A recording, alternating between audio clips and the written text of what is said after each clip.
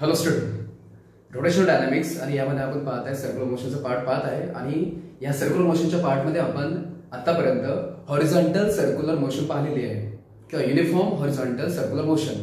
म्हणजे त्यामध्ये काय होतं की ऑब्जेक्ट जो होता, ऑब्जेक्ट हा हॉरिझॉन्टल सर्कलमध्ये रिव्हॉल्व झाला होता आणि with constant speed. Okay, so it was horizontal circular motion.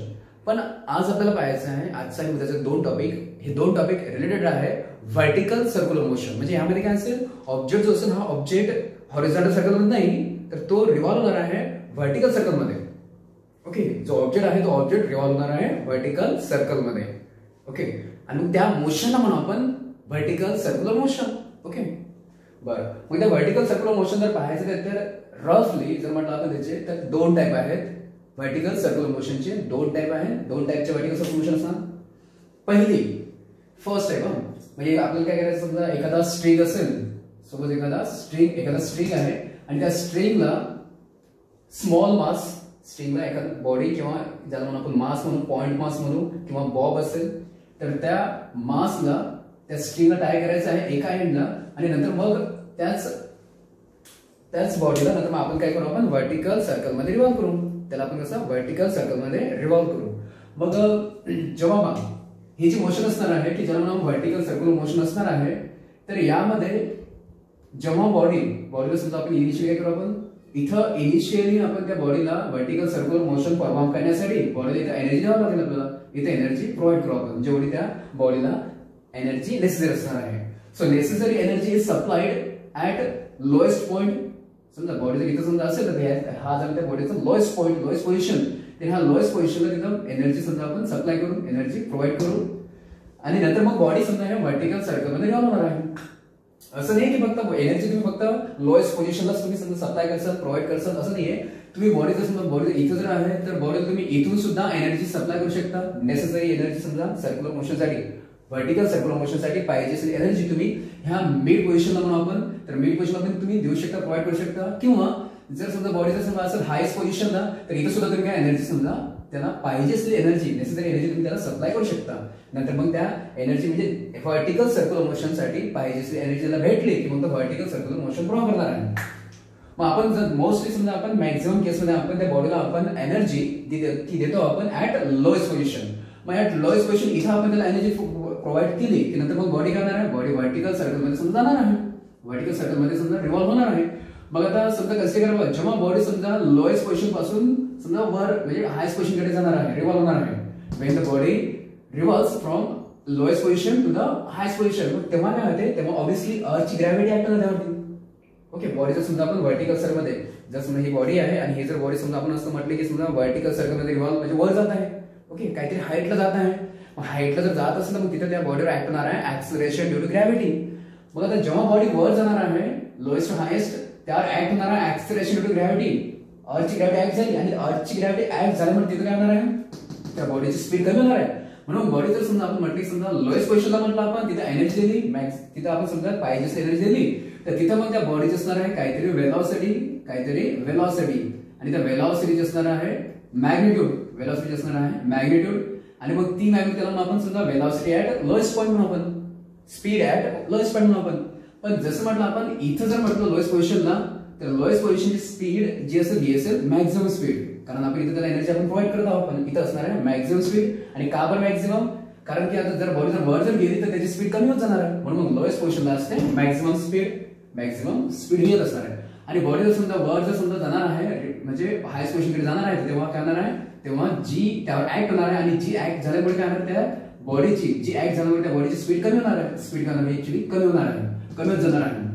जशी समजा मिड पॉइंटला जर गेली तर इथं वेलोसिटी स्पीड थोडीशी कमी होणार आहे. आणखी जर म्हटलं आपण वर जर गेली, इथे हायस्ट पोझिशनला जर गेली तर इथं त्या बॉडीची जर म्हटलं आपण वेलोसिटी किंवा स्पीड व्हीएच जर म्हटलं आपण, तर तिथं त्या हायस्ट पोझिशनला ऑब्जेक्टची वेलोसिटी ही मिनिमम जाणार आहे.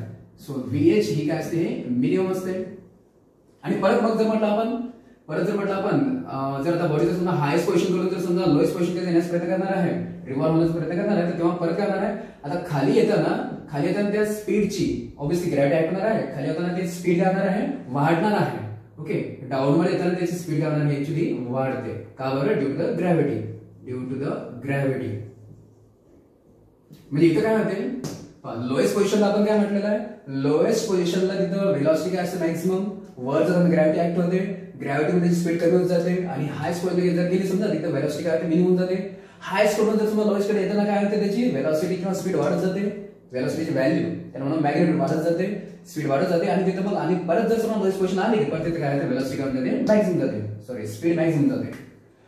ओके, म्हणजे याचा अर्थ असा आहे की इथं काय होत आहे, इथं फक्त जी स्पीड जी चेंज होत आहे कशामुळे चेंज होत आहे, ग्रॅव्हिटीमुळे. सो हिअर जी मोशन आहे समजा, ही जी मोशन आहे व्हर्टिकल सर्क्युलर मोशन की ज्यामध्ये स्पीड कमी जास्त होत आहे, त्यामध्ये ऍक्सिलरेशन सुद्धा कमी जास्त होत असेल, लोएस्टला मॅक्सिमम असणार आहे, हायेस्टला मिनिमम असणार आहे. म्हणजे हे काय होत आहे, व्हेलॉसिटी ऍक्सिलरेशन हे काय होत आहे, कमी जास्त होत आहे, कंट्रोल होत आहे कोणामुळे, ग्रॅव्हिटीमुळे. सो ह्यासाठी जी व्हर्टिकल सर्क्युलर मोशन असणार आहे, तर त्या व्हर्टिकल सर्क्युलर मोशन काय म्हणू आपण, vertical circular motion control by gravity only.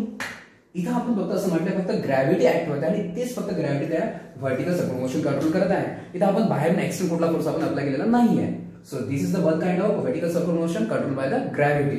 Second one जे समजा vertical circular motion आहे, it is controlled by gravity as well as external force.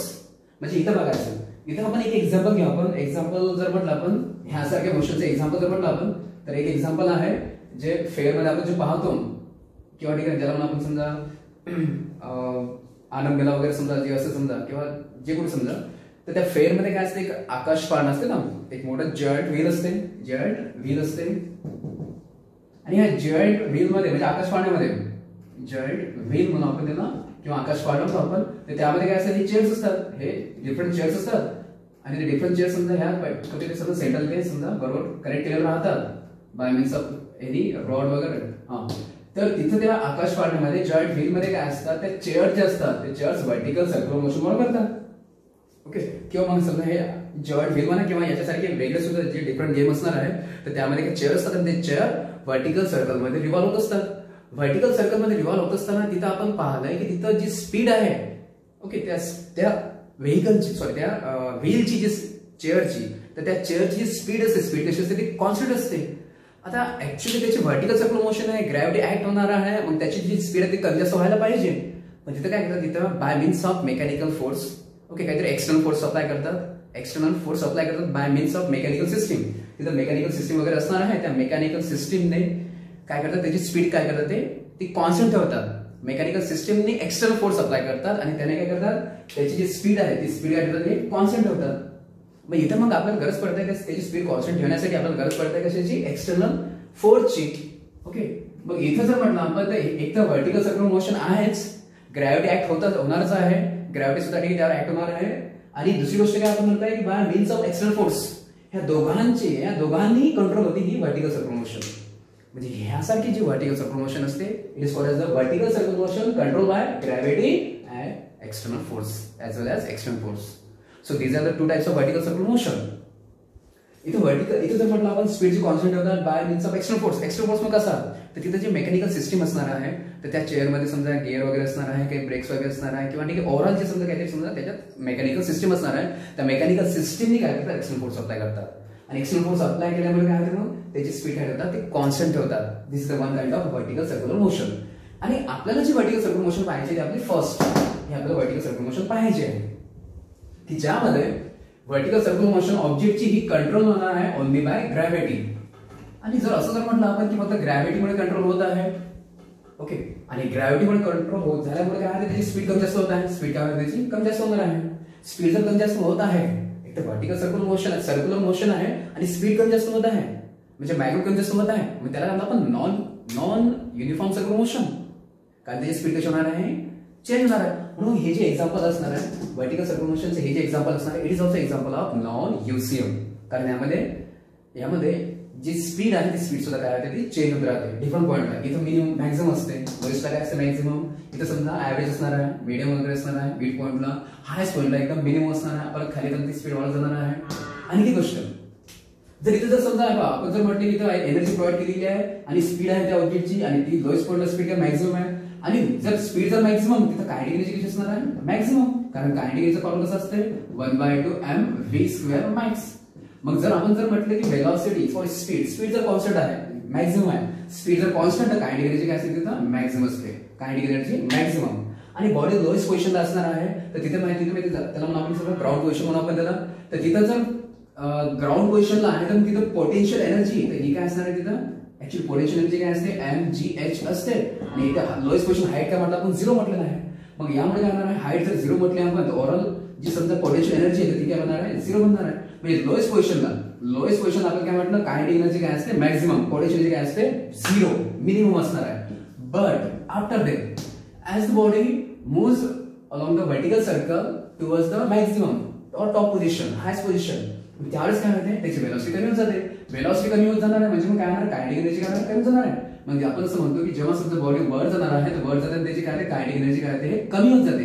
Kinetic energy कमी होत जाते म्हणजे त्याची हाईट वाढत जाते आणि हाईट जर वाढली तर त्यामुळे त्याची पोटेन्शियल एनर्जी काय वाढत जाते. याचा मीनिंग असं की कायनेटिक एनर्जी कमी होत जाते, पोटेन्शियल एनर्जी वाढत जाते. ओके, पोटेन्शियल वाढत गेलेली आहे.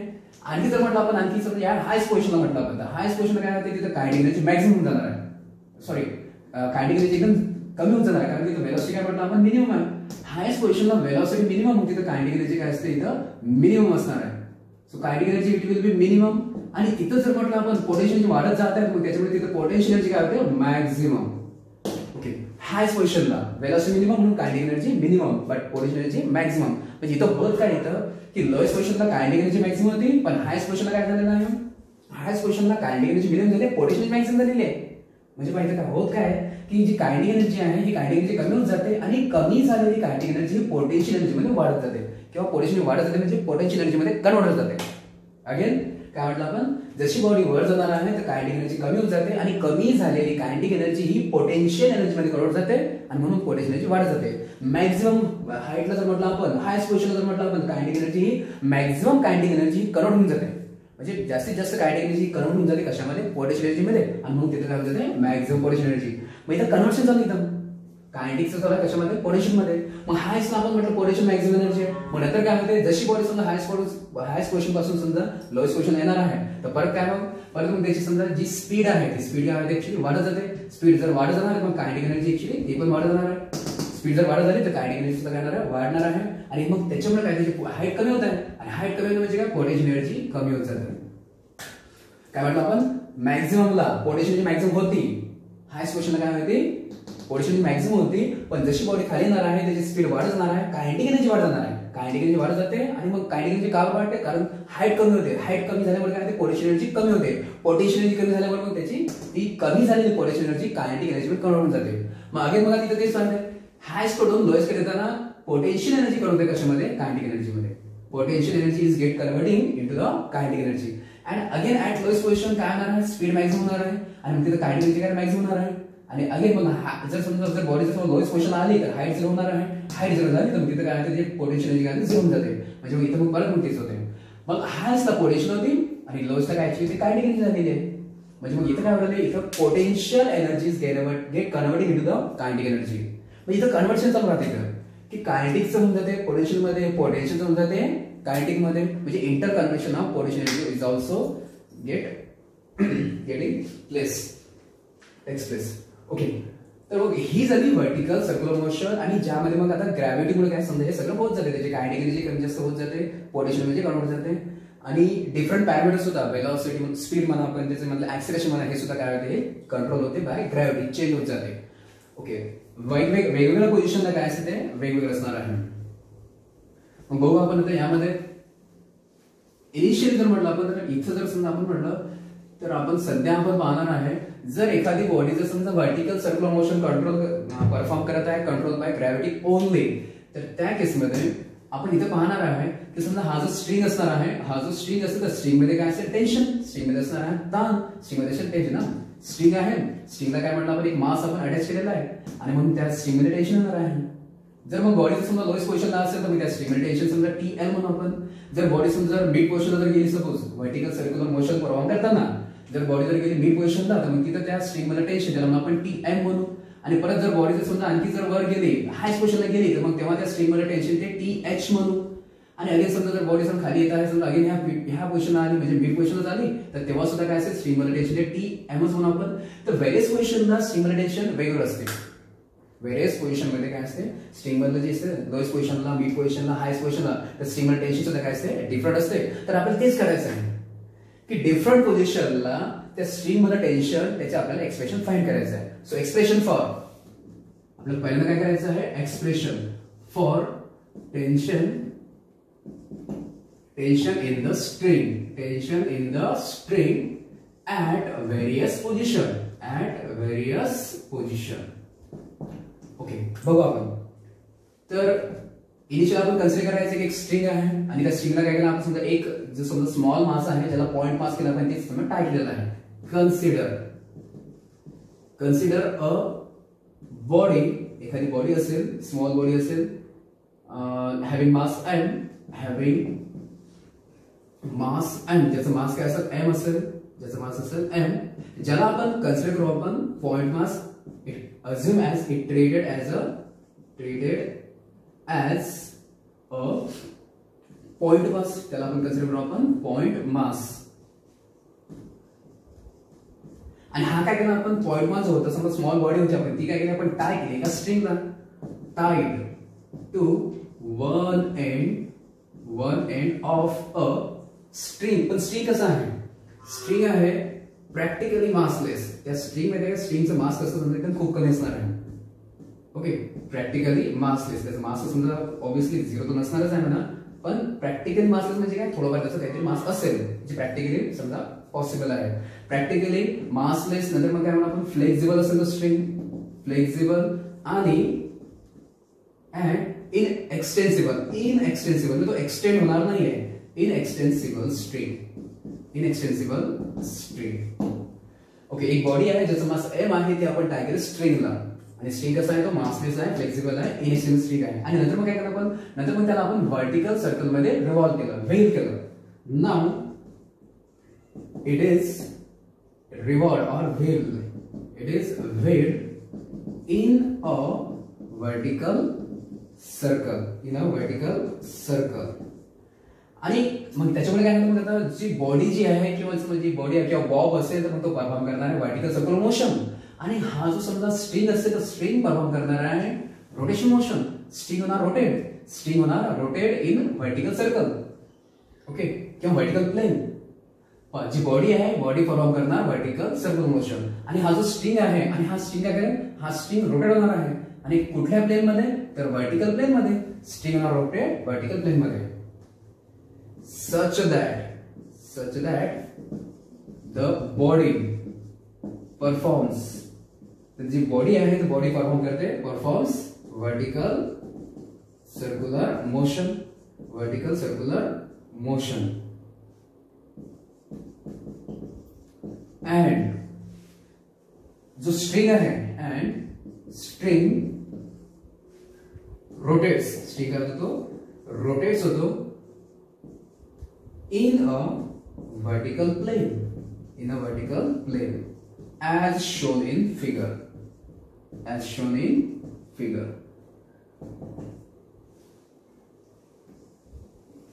Okay, as shown in figure.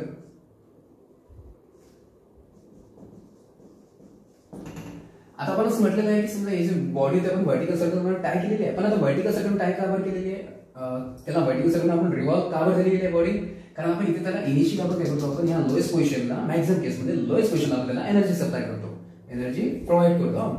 मग आपण समजा की जर बॉडी लोएस्ट पोझिशनला असेल तर तेव्हा त्या बॉडीची जर म्हटलं आपण स्पीड जर दाखवायची असेल किंवा वेलोसिटी जर दाखवायची असेल तर वेलोसिटी कशी आपण दाखवतो, त्या पॉइंटला टँजेंटच्या डायरेक्शन मध्ये. म्हणून मग इथे जर म्हटलं आपण तर वेलोसिटी व्ही ती असणार आहे या डायरेक्शन मध्ये, ती असणार आहे व्ही. जर बॉडी जर समजा म्हटलं आपण मिड पोझिशन जर म्हटलं आपण, तर मिड पोझिशन म्हणजे ह्या पोझिशनला आहे, त्या पोझिशनला बॉडीची जर आपण वेलोसिटी दाखवायची असेल तर ती असणार आहे टँजेंट डायरेक्शन मध्ये, ती असणार समजा या डायरेक्शन मध्ये, टँजेंट डायरेक्शन मध्ये मिड पॉइंटला. आणि जर म्हटलं बॉडी समजा असेल हायस्ट पोझिशनला, तर हायस्ट पॉइंटला वेलोसिटी ती असणार आहे व्हीएच, आणि ती असणार आहे त्या पॉइंटला टँजेंट डायरेक्शन मध्ये, डिफरंट पोझिशनला. ओके, आणि तेव्हा जर लोएस्ट म्हटलं आपण tension in the string TL, नंतर म्हटलं आपण जर समजा म्हटलं मिड पॉइंटला tension in the string TL, आणि जर म्हटलं आपण हायस्ट पॉइंटला tension in the string TH असणार आहे. ओके, पण जर समजा आपण म्हटलं की ह्या पोझिशन व्यतिरिक्त समजा म्हणजे समजा ही पोझिशन नाही, किंवा कुठल्याही पोझिशन असलं तर ऍट एनी पोझिशन, समजा जर बॉडी जर म्हटलं आपण कुठल्याही पोझिशनला आहे, समजा बॉडी कुठे आहे ती इथं आहे, सपोज बॉडी आहे त्या पी या पोझिशनला. ओके, हा स्ट्रिंग असणार आहे, हा स्ट्रिंग असेल, आणि बॉडी समजा कुठे आहे तर कुठल्याही पोझिशनला आहे, पी या पोझिशनला असणार आहे. मग तिथं जर म्हटलं आपण तर त्या पोझिशनला जो बॉब असेल किंवा बॉडी असणार आहे, तर बॉडीचं जर म्हटलं आपण तर बॉडीचं मास असणार आहे, बॉडीचं असेल मास एम आणि मग त्या बॉडीचं वेट सुद्धा असणार आहे. म्हणून मग आता ह्या पोझिशनला पी या पोझिशनला बॉडीचं वेट ऍक्ट होणार आहे ते डाऊन मध्ये. बॉडीचं वेट म्हणजे काय असते ते एम इंटू जी, तर ते ऍक्ट होणार आहे डाऊन मध्ये. आणि त्याच वेळेस ऍट द सेम टाइम त्या स्ट्रिंगमध्ये टेन्शन असणार आहे, तर त्या स्ट्रिंगमध्ये टेन्शन त्याला आपण टी म्हणू, आपण स्ट्रिंगमध्ये टेन्शन टी. आता वेट जे ऍक्ट होते ते कसं ऍक्ट होणार आहे व्हर्टिकली डाऊनवर्ड डायरेक्शन मध्ये, आणि जे स्ट्रिंगमध्ये टेन्शन आहे ते कसं ऍक्ट होणार आहे, ते टेन्शन ऍक्ट होणार आहे त्या स्ट्रिंगच्या डायरेक्शन मध्ये along the string आणि समजा towards the center of that circle, towards the center of that circle. Okay, म्हणजे मला इथे झाले दोन फोर्स ऍक्ट होणार आहे. कुठल्याही पोझिशन जर म्हटलं आपण की तर दोन फोर्स ऍक्ट होणार आहे. अगेन आपण असं म्हटलेलं आहे, जर बॉडी जर समजा आपण लोएस्ट पोझिशनवर जर बॉडी जर इथे जर गेली तर ह्या व्हर्टिकल सोबत तो स्ट्रिंग जो आहे काहीतरी अँगल करणार आहे. मग ह्या स्ट्रिंगने इथे अँगल केला तो असेल अँगल थीटा असेल, अँगल असेल थीटा. पाहिलं. So at any position, at any position म्हणजे कुठल्या P position, at any position P, तर त्यावर किती फोर्स ऍक्ट होऊन आले, दोन फोर्स, वेट आणि tension. The forces acting on a body, तर त्यावर दोन फोर्स ऍक्ट होतात. पहिला कुठला फोर्स ऍक्ट होणार आहे, बॉडीचा weight. So weight of the body, weight of the body. आणि ते वेट म्हणजे काय असते, वेट म्हणजे असते एम इंटू जी, आणि ते कसं ऍक्ट होत आहे vertically downward, acting vertically downward direction, acting vertically downward direction. दुसरा कुठला फोर्स ऍक्ट होत आहे, स्ट्रिंग मध्ये tension along the string and towards the centre. सेकंडचा फोर्स ऍक्ट होणार टेन्शन किंवा force of tension, force of tension in the string, tension in the string. आणि जो कसा ऍक्ट होता है, acting along the string, acting along the string and towards the centre, towards the centre of a circle, of a vertical circle. Okay, so दोन force act होऊन आले, दोन force act होत आहेत. आता ऍक्च्युअली पहा, जेव्हा बॉडी समजा आपण म्हटलं लोएस्ट पोझिशनला असेल, जेव्हा बॉडी काय असेल लोएस्ट पोझिशनला जर म्हटलं आपण, तर तिथं काय व्हायला पाहिजे, तिथे त्या बॉडीचं जे वेट आहे ते डाऊन मध्ये लागायला पाहिजे. ओके, वेट लागायला पाहिजे डाऊन मध्ये, आणि स्ट्रिंग मध्ये टेन्शन असते अपवर्ड डायरेक्शन मध्ये. लोएस्ट पोझिशनला जर म्हटलं आपण, ऍट लोएस्ट पोझिशन म्हटलं आपण, तर लोएस्ट पोझिशनला जर म्हटलं असतं आपण दोन फोर्स ऍक्ट झाले असते. एक वेट लागलं असतं डाऊन मध्ये आणि अपवर्ड डायरेक्शन कुठे लागलं असतं, स्ट्रिंग मध्ये टेन्शन टी एल. आणि ह्या दोघांचा जो रिझल्टंट फोर्स लागला असता, दोघा डायरेक्शन ऑपोजिट आहे, मग दोघांचा जो रिझल्टंट फोर्स लागला असता तो असता काय, तो असं ना त्या सेंटरकडे असताना दोघांचा रिझल्ट फोर्स लागला असता समजा व्हर्टिकली, आणि तो लागला असता सेंटरकडे लागला असता. किंवा जर दुसऱ्या केस जर म्हटलं आपण की जर समजा बॉडी कुठे असते हायस्ट पोझिशनला, बॉडी कुठे असते हायस्ट पोझिशनला, तर स्ट्रिंगला टेन्शन कसं लागणार आहे, ते लागणार आहे डाऊन मध्ये, आणि बॉडीचं जे वेट असतं ते वेट सुद्धा कसं लागणार आहे डाऊन मध्ये. म्हणजे हायस्ट पोझिशनला काय झालं असतं की दोन्ही जे फोर्स लागले असते ते लागले असते टुवर्ड्स द सेंटर, आणि ते लागले असते डाऊन मध्ये. तिथं पण काय झालं असतं की हा दोघांचा जो रिझल्टंट फोर्स असतो तो पण लागला असता सेंटरकडे. ओके, हायस्ट पोझिशनला सुद्धा दोघांचा रिझल्टंट फोर्स हा लागला असता सेंटरकडे. म्हणजे हे जे दोन पोझिशन आहेत, लोएस्ट पोझिशन आणि हायस्ट पोझिशन, ह्या दोन्ही पोझिशनला काय असते, वेट, हे जे वेट आणि स्ट्रिंग टेन्शन, त्या दोघांचा रिझल्टंट फोर्स हा असतो त्या सेंटरकडे, towards the centre. But other position, at other position, at other than this two positions, जर म्हटलं आपण जे दोन फोर्सेस असतात त्या दोन फोर्सेसचा रिझल्टंट फोर्स हा, टोटल रिझल्टंट फोर्स हा फक्त सेंटरकडे ऍक्ट होत नाही. Other than this two positions, जर बॉडी जर समजा कुठल्याही पोझिशनला असेल, ऍट एनी पोझिशन असणार आहे, तर तेव्हा काय तिथे काय असणार आहे, तिथं जे दोन फोर्स ऍक्ट होत आहे त्या दोन फोर्सेसचा टोटल रिझल्टंट फोर्स हा फक्त सेंटरकडे ऍक्ट होणार नाही, तर त्या दोघांच्या ज्या रिझल्टंट फोर्स ऍक्ट होणार आहे त्या दोघांच्या रिझल्टंट फोर्स मधला काही रिझल्टंट फोर्स हा टॅन्जेन्शियली पण ऍक्ट होणार आहे.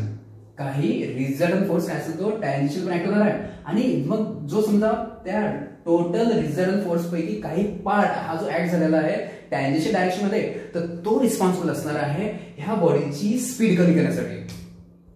क्लिअर, त्या बॉडीची स्पीड कमी जास्त का बरं होत आहे, कारण की मग जो दोन फोर्सेसचा टोटल जो रिझल्टंट फोर्स आहे त्यापैकी part of resultant force it acts along the tangential, आणि जो फोर्स लागला टॅन्जेन्शियल, तर टॅन्जेन्शियल फोर्स आपल्याला माहित आहे, टॅन्जेन्शियल फोर्स म्हणा किंवा टॅन्जेन्शियल ऍक्सिलरेशन काय होत असते, तर त्या बॉडीची स्पीड कमी जास्त होत असते. म्हणजे इथं मग त्या बॉडीची स्पीड कमी जास्त होण्यासाठी जो रिस्पॉन्सिबल आहे तो कुठला आहे, त्या रिझल्टंटचा part of it force which is acting tangential direction. Okay,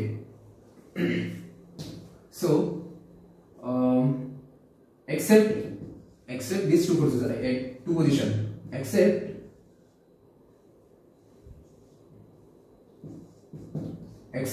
at lowest and highest position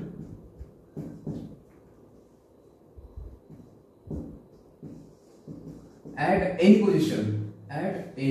position the resultant of these two forces will not act totally towards the center. Part of its will act tangential direction.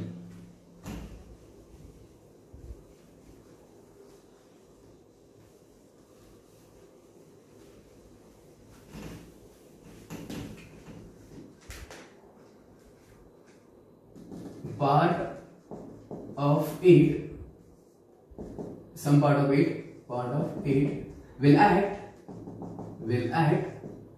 tangential direction in tangential direction.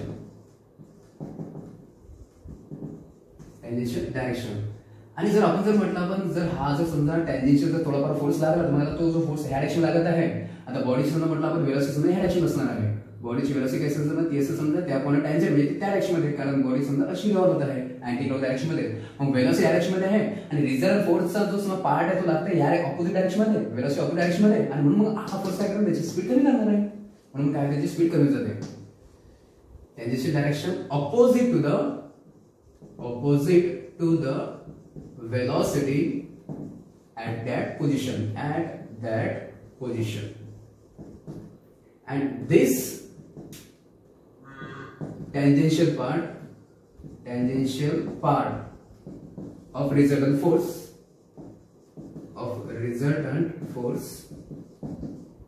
is responsible for changing speed of the object, speed of body. Okay. मग इथं आपण असं म्हटलेलं आहे की जर resultant force जर समजा आपण असं म्हटलेलं की तो काही पार्ट ह्या डायरेक्शन लागत आहे, मग काही पार्ट म्हणजे कुठला पार्ट रिझल्टंट लागलाय टँजेंट डायरेक्शन मग कुठला पार्ट. मग इथं मग लक्षात ठेवायचं आहे की जो वेट असते बॉडीचं जे वेट असणार आहे, तर बॉडीचं जे वेट आहे फोर्स आहे तो फोर्स रिझॉल्व होतो दोन पार्ट मध्ये. जो बॉडीचा वेट असणार आहे तर ते ऍक्च्युअली जो फोर्स आहे आणि तो काय रिझॉल्व होणार आहे दोन पार्ट मध्ये. The weight mg is resolved, ते काय होते resolved होते दोन पार्ट मध्ये, resolved into two components. मग कुठले कॉम्पोनंट, तर ह्या वेटचा म्हणजे काय वेटचा एक जो पार्ट लागतो, एक जो कंपोनंट लागतो वेट mg, वेट काय असते m into g असते, त्याचा एक पार्ट लागतो. हा जो स्ट्रिंग असेल त्या स्ट्रिंगच्या डायरेक्शन मध्ये परंतु अवे फ्रॉम सेंटर. सो वेटचा हा जर एक पार्ट, हा पार्ट बनतो mg cos थीटा बनणार आहे, कारण हा जर अँगल थीटा असेल तर हा पण अँगल बनणार आहे थीटा. ओके. आणि नंतर मग ह्याच वेटचा जो दुसरा कॉम्पोनंट होतो लागणार आहे समजा टँजेन्शियल डायरेक्शन मध्ये आणि तो असतो mg sin theta. Okay. So दोन पार्ट मध्ये डिवाइड झालेला आहे वेट. पहिलं कुठलं म्हटलं आपण, फर्स्ट जो पार्ट आहे तो कुठला आहे mg cos थीटा. आणि हा कसा आहे, हा अलॉंग द स्ट्रिंग आहे but away from centre.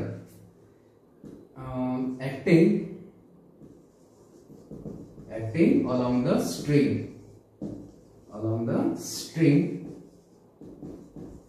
and away from center of a circle.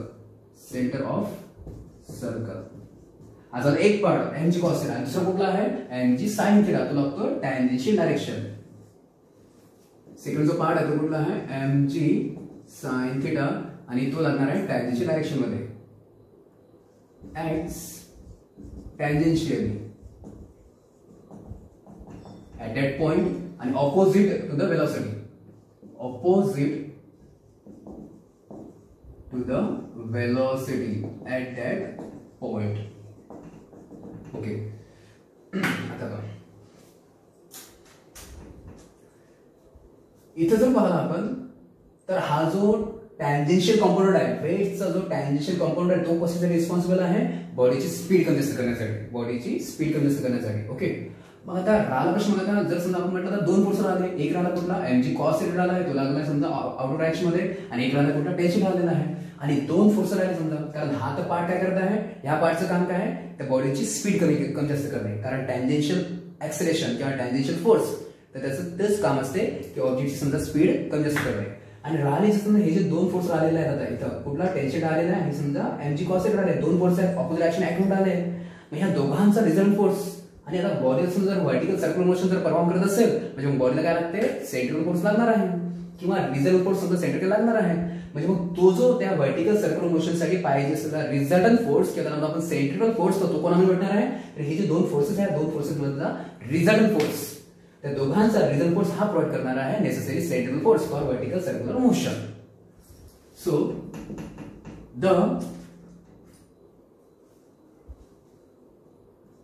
the tension in the string, tension T and mg cos θ, mg cos θ, तर यांचा रिझल्टंट असं म्हणू आपण, the resultant of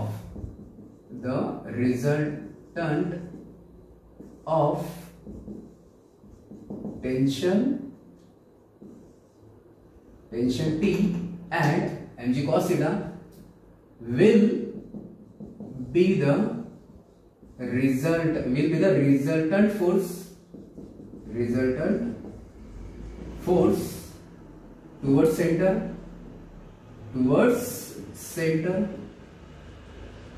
that is FCB. तो काय असणार आहे, FCB. हेन्स माझा दोघांचा रिझल्ट म्हणजे का, हे दोन फोर्स कसे आहेत, हे ऑपोजिट डायरेक्शन मध्ये आहे. मग दोघांचा रिझल्ट कसा असणार, किती असणार, दोघांचे सबट्रॅक्शन ऑर्डर. म्हणजे मग टी आणि मायनस काय समजून म्हटलं आपण, mg cos θ, या दोघांचा हा झाला रिझल्टंट. आणि हा काय देत आहे, हा देत आहे FCB. म्हणजे मग FCB म्हणजे काय असते, mv²/r. तर इथं आपल्याला इक्वेशन हे मिळणार आहे, हे इक्वेशन मेन इक्वेशन आहे, लक्षात ठेवायचं आहे. T minus mg cos θ will provide the necessary mv²/r FCB. Equation 1, याला द्यायचं इक्वेशन नंबर 1 द्यायचं आहे. ओके. आता इथं बघा, इथं टेन्शन जास्त असणार आहे आणि तो mg जो cos θ तो कॉम्पोनंट काय असतो, तो कमी असणार आहे. म्हणून दोघांचे रिझल्ट तो असंच होणार आहे की टी जास्त आणि समजा हा कॉम्पोनंट कमी असणार आहे. सो लार्ज मायनस स्मॉल, ठीक आहे. म्हणून मग या दोघांमध्ये टेन्शन हा प्रोव्हाइड करणार आहे FCB. हे जर इक्वेशन 1 झालेलं आहे. आता आपल्याला डिफरंट पोझिशनला, म्हणजे समजा कन्सिडर करा लोएस्ट पोझिशन म्हटलं आपण किंवा मग समजा म्हटलं आपण हा मिड पोझिशन किंवा हायस्ट पोझिशनला टेन्शन त्या स्ट्रिंगला टेन्शन टी काढायचं आहे. ओके. सो याच्यामध्ये जर पाहिलं आपण थीटाचा समजा हा अँगल असणार आहे, थीटा काय असणार, हा अँगल असणार आहे, where theta it is the angle made by string with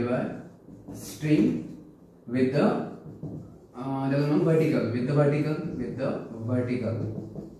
Okay. R असणार आहे रेडियस ऑफ दॅट सर्कल, त्या सर्कलची समजा R असणार रेडियस आणि V समजा किती स्पीड असणार आहे. ओके. आता जर म्हटलं आपण आता डिस्कस करायचं आपल्याला ऍट लोएस्ट पोझिशन, आपण सध्या काय बघू, समजा इनिशियल काय बघू, ऍट लोएस्ट पोझिशन. तर जर म्हटलं समजा बॉडी कुठे आहे, लोएस्ट पोझिशनला, जर बॉडी असणार आहे लोएस्ट पोझिशनला, तर लोएस्ट पोझिशनला इथं त्या L ह्या पोझिशनला वेलोसिटी काय असेल, VL असणार आहे, वेलोसिटी असणार आहे VL. आपण याला क्लिअरच करू. सध्या तर आपण डिस्कस करत आहे lowest position. So at lowest position जर म्हटलं ऑब्जेक्टची वेलोसिटी, ऑब्जेक्टची स्पीड असेल समजा त्या कोणत्या टॅन्जेंट डायरेक्शन मध्ये, आणि त्याला मग आपण VL, velocity at lowest position VL, आणि त्याच पोझिशनला त्या स्ट्रिंगवर टेन्शन ते कसं T असणार आहे, TL असणार आहे. ओके. आणि जर म्हटलं आपण समजा तो मगाशी थीटा अँगल थीटा होता कारण स्ट्रिंग इथं होता, पण जर समजा जर स्ट्रिंग जर इथं असेल तर मग तेव्हा त्या व्हर्टिकल सोबत त्या स्ट्रिंग अँगल केला तो थीटा 0 असणार आहे. ओके. जर स्ट्रिंग जर इथं असणार आहे तर मग त्याने इथे केलेला अँगल तो थीटा असणार 0. सो ऍट लोएस्ट पोझिशन तर थीटा काय असेल, तो थीटा विल बी 0 डिग्री.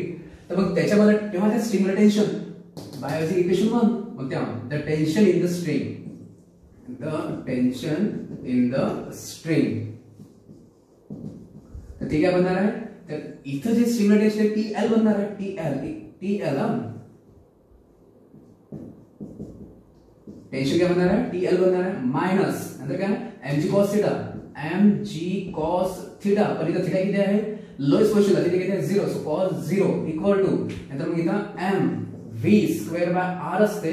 पण इथं जर म्हटलं आपण स्पीड किती आहे, तिथं स्पीड आहे तिथं VL. So VL square by r, VL square by r. Now जर आपल्याला काढायचं आहे टेंशन ॲट लोएस्ट पोझिशन तर आपण अगेन हा cos 0 डिग्री आहे. cos 0 डिग्रीची आपण व्हॅल्यू बघू आपण काय म्हणते. सो TL मायनस mg आणि cos 0 व्हॅल्यू किती असते, जी प्लस 1 असते equal to mVL square upon r. आणि नेक्स्ट जर म्हटलं आपण हा mg2 म्हणजे नुसतं mg राहणार आहे.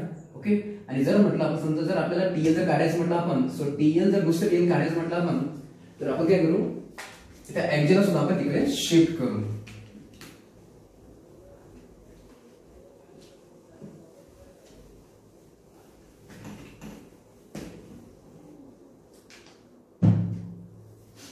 सो तो TL काय बनणार बघ, hence TL it is equal to TL equal to काय म्हणणार आपण, हा तर प्लस mg झालेला आहे, सॉरी मायनस mg आणि मायनस mg हा जर तिकडे जर शिफ्ट झाला तो होणार आहे मायनस.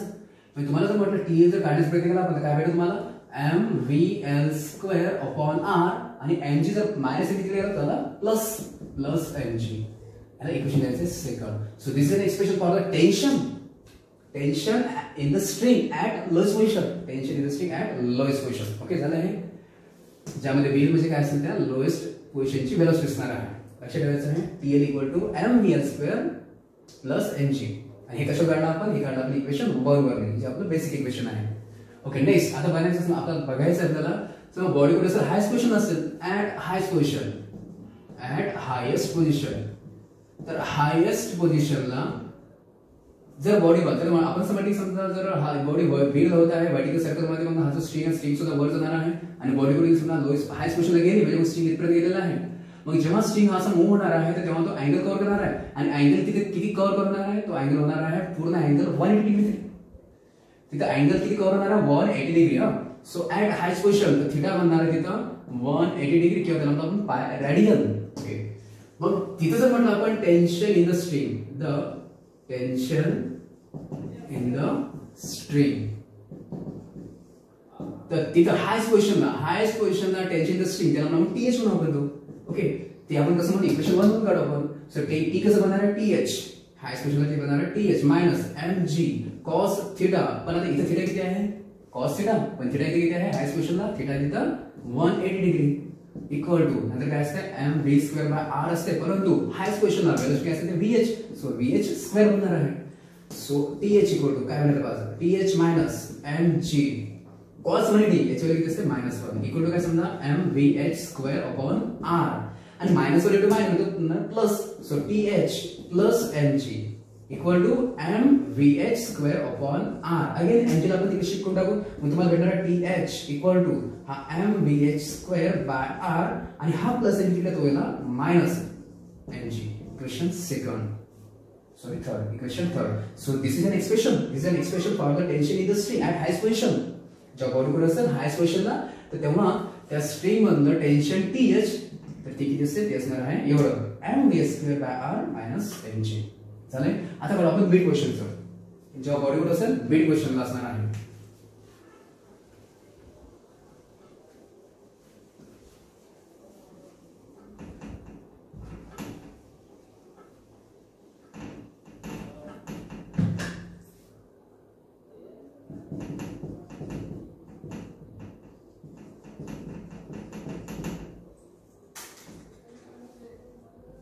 ओके. आता काय पाहिजे आपल्याला, ऍट मिड पोझिशन. तर ऍट मिड पोझिशन जर म्हटलं आपण, स्ट्रिंग जर इथे जर गेला तर इथं स्ट्रिंग किती अँगल करणार आहे, बरोबर. बॉडी जर इथून जर इथपर्यंत गेली तर तिथे काय होणार आहे, तिथं अँगल जो कव्हर होणार तो अँगल कव्हर होणार आहे 90 डिग्री. म्हणजे ऍट मिड पोझिशन थिटा किती असते, तिथं थिटा असणार आहे 90 degree. So theta will be equal to 90 degree. मग टेन्शन तेव्हा त्या स्ट्रिंग मध्ये टेन्शन बनणार आहे TM बनणार आहे. सो इक्वेशन 1 नुसार कसं बनणार आहे, TM मायनस mg आणि समजा cos थिटा पण थिटा किती येतं, थिटा आहे 90 cos 90 आणि इक्वल टू काय म्हटलं आपण m v square m v square by r, पण तिथली वेलॉसिटी म्हणलं आपण स्पीड जर म्हटली तिथे असणार आहे v m, so m v m square by r. Again t m काय बनत आहे मायनस हा एम जी कॉस 90 काय असते 0, कॉस 90 काय असते 0 आणि इक्वल टू काय समजा m v m square by r. Again काय म्हटलं आपण 0 into एम मध्ये बनणार आहे 0, म्हणजे तुम्हाला काय भेटणार आहे टी एम इक्वल टू काय भेटणार फक्त m v m square by r only. This is an expression for the tension in the string and where the body is at midway position. Midway position. तर तुम्हाला हे चार formula शिकवायचे आहेत. मग अशा आपण इक्वेशन 1 मध्ये जो फॉर्म्युला होता काय आहे तो formula basic formula t minus mg cos theta इक्वल टू काय असते mv square by r centrifugal force. Equation 1 होता आपले. So you are required to recognize these four expressions. Remember these four expressions. First of all, basic आपला t minus mg cos theta equal to mv square by r. Okay, tension at any position. कुठल्याही पोझिशनला जर म्हटलं body जर कुठल्याही पोझिशनला असेल तर त्या पोझिशनला स्ट्रिंगला जर माझं टेन्शन काढायचं असेल तर मग तुम्ही काय करू शकता तिथं हा जो समजा मायनस mg cos तुम्ही तिथे शिफ्ट करू शकता. सो at any position हा. सो t काय बनणार आहे t बनणार आहे तर हा mv square by r आणि हा मायनस इकडे होणार plus mg cos theta. So at any position लक्षात ठेवायचे at any position string in tension in the string it is equal to t equal to m v square by r minus plus mg cos theta. Lowest position असं म्हटलं आपण at lowest position theta 0 असते तिथे tension काय असते so tension at lowest position मध्ये m v square by r plus mg लक्षात ठेवायचं. तर लोएस्ट पोझिशनला काय होता है mg काय होता है mg हा ऐड होता है m v square मध्ये mg हा ऐड होता है. दूसरी गोष्ट at highest position tension in the string m v square by r minus mg म्हणजे हायस्ट पोझिशनला काय होत आहे स्ट्रिंगला टेन्शन मधून म्हणजे m v square मधून हा mg मायनस होत आहे mg कमी होत आहे म्हणून मग हायस्ट पोझिशन टेन्शन काय असणार कमी असणार आहे कारण mg काय हा मायनस होत आहे म्हणून मग ते म्हणून याचा आन्सर काय कमी येणार आहे म्हणजे t काय असणार आहे कमी असणार आहे लोएस्ट पोझिशन पेक्षा. आणि जर म्हटलं आपण लोएस्ट पोझिशनला ते mg प्लस होता ऍड होत आहे म्हणजे मग ते असणार जास्त. आणि मिड पोझिशन समजा ते असणार आहे मिड पोझिशनला स्ट्रिंगला टेन्शन असणार आहे एक्झॅक्टली असणार आहे एफसीपी एवढं सेंटीमीटर फोर्स एवढं. ओके हे पाहिलं आपण expression for tension at various position.